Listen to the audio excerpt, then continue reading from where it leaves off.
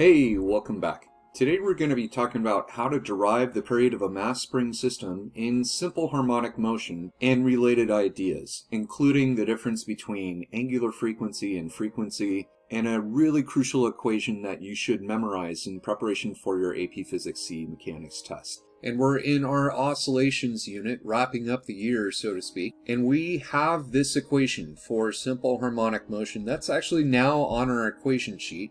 And from that, we can do a bunch of things. And I want to talk about some really important derivations that you can get to today, things that you're going to be expected to know how to do possibly on the test itself. So we had derived the simple harmonic motion version of acceleration here. If you take the second derivative of that equation, that first equation up here, you end up with this. We've talked about that. But what would happen if we took a look at this? We've got a cosine omega t plus phi right here, and over here we've got cosine omega t plus phi over here.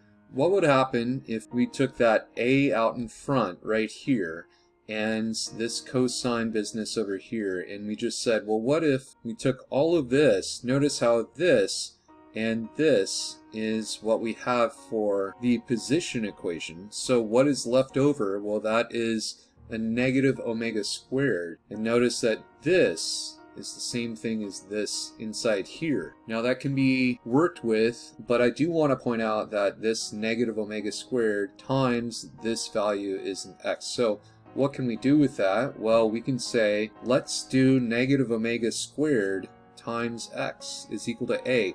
That's actually a really important equation that is not on your equation sheet. I highly recommend that you memorize that. We're going to call that equation 1 for now and come back to that.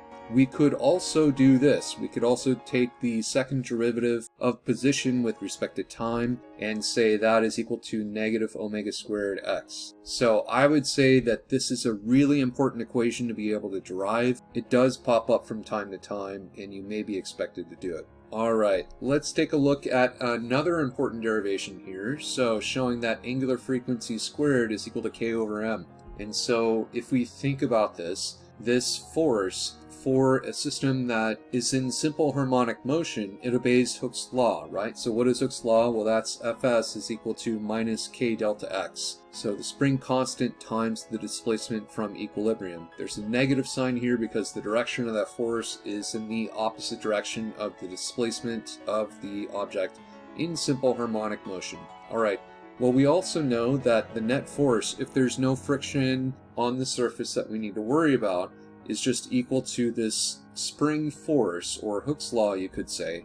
And so we can set these two things equal to each other, and we can say, all right, well, minus k delta x is equal to ma, and if we isolate for a, which we can do, then we now know that a is equal to something else. When we're dealing with a mass spring system in simple harmonic motion, that is a true statement. Now, we also know from what we had just derived that something in simple harmonic motion has this equation. I had said I was going to label that as equation 1 in the last slide. What do you think we can do with this? Well, with this, we can set these two equal to each other, right? These two here, and see what happens. So we can say negative omega squared x is equal to minus k delta x over m. And so what we can do with that is we can just get rid of the x's, so to speak. And you can say omega squared is equal to k over m. Or if you take the root of both sides, you can say omega is equal to the root of k over m. Now, this is an important equation for a mass spring system. I highly recommend that you memorize this equation down below. And an easy way to think about this is it's the inverse of the regular equation for a mass spring system. So instead of m over k underneath the root, it's going to be k over m. And there are other differences too, like we don't have a 2 pi out in front, and it's not period that's out in front, it's omega. So it's an important equation to be able to derive and think about. You can get to it in actually a couple different ways, but that's an important way. All right, let's talk about how to derive the equation for the period of a mass spring system. So we had just said that omega is equal to the root of k over m. So if we say, well, something we know about omega, it's the change in angular displacement over the change in time. And so we also know that that is equal to 2 pi over the period, over capital T. And so if we know that is the case, we can take this part of the equation and this part of the equation right here and start to isolate for t. So if we multiply both sides by t, you end up with t over here. These t's are going to cancel right here.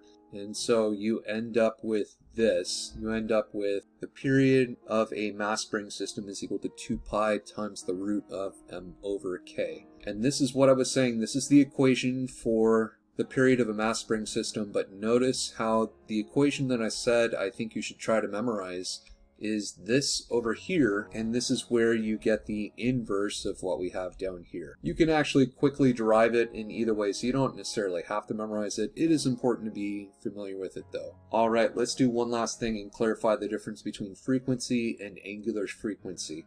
So when you see lowercase f, what we're talking about here in this context is we're talking about the number of waves or cycles per second. Down here in the context of oscillations, we're talking about something called angular frequency. Angular frequency measures the angular displacement per unit time. And the other thing that's a little weird is that we're talking about this omega variable on the bottom of the middle part of the equation here. And we would call this angular speed or angular velocity in other contexts, in just basic rotation contexts. Here in the context of simple harmonic motion where you have an oscillating wave, we're going to call it angular frequency, and think about the rate of change of the waveform as time progresses. So usually you're going to plot that on like a x-axis. You can think about how frequently the wave goes from like one crest to one crest, that kind of thing. So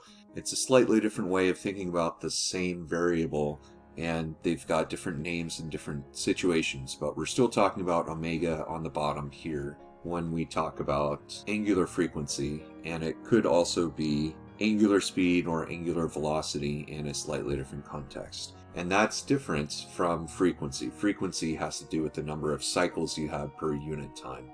So it's not really the same thing as frequency, you could say. So if we were going to try to isolate for this to give you an idea of what we're talking about, we could say the angular frequency is equal to 2 pi times the frequency. So even if you don't memorize some of this stuff, it's good to be exposed to it and to think about it, to try to think deeply about it, to prepare your brain in case you're asked to do something similar on the test itself. In any case, I've gone over basically an entire year of physics, as well as almost all of the concepts for AP Physics C mechanics. So if you have any questions or comments down below, please let me know, and I hope you all have a great day. Take care.